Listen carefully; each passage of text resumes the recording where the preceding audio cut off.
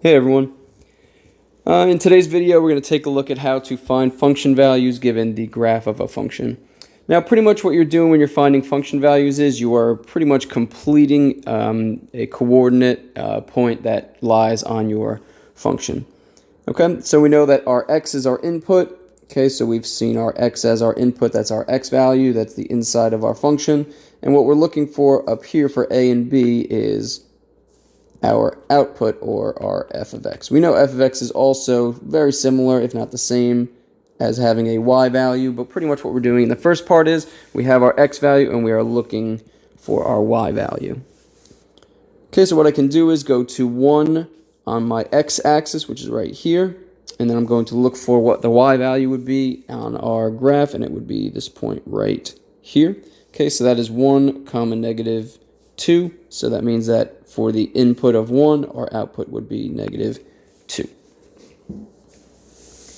Okay, now we have the f of negative 3. That's the input, so that is again our x value, and we are looking to find our y value, or our output. Okay, so we're looking at negative 3, so we go to our graph again, and I'm looking again on my x-axis at negative 3, which is right here. Okay, and we're going to trace down, and it's going to be negative 8. Okay, so that would be negative 3 as the input, and negative 8 is the y value for that.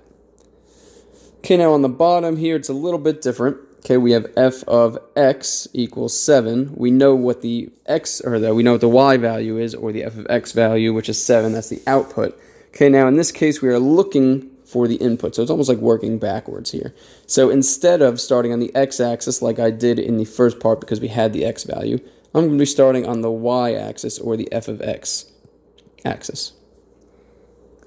Okay, so here I'm going to go to 7 on the y, which is right here, and I'm going to again look and see where my y value lines up with our graph, and sure enough, there it is right there. Okay, that is the point 7 comma 7, so my x for this would be 7.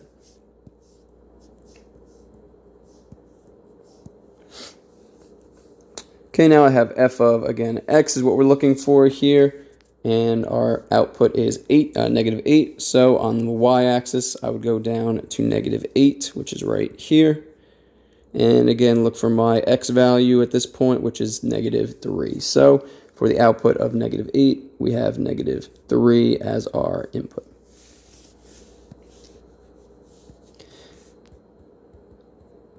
And if you notice here with the negative 3, if you notice the one above it is the exact same function value. F of negative 3 gives us negative 8. In this one, we had the input, we found the output. In this one, we had the output, and we worked backwards to find the input. Now, let's take a look at one more graph. Okay, so here we have a couple of different values. We have what looks to be an absolute value function, f of 0. Okay, so I would go to my x value of 0, and I would look for the y value. There we go. It would be 4. So 0 comma 4.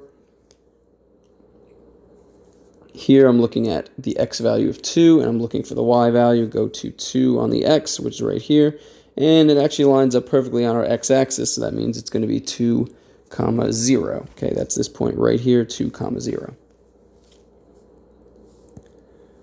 Okay, now let's look at the y values. We're looking here for the x values. We have the y value, so at negative 2, it lines up with the point 3, so that would be 3 comma negative 2, so that means my x is going to be 3.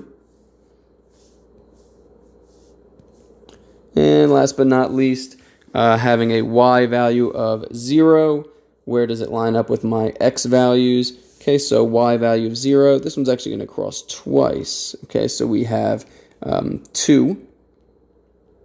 X could be 2, that's 1, 2 comma 0 we see here.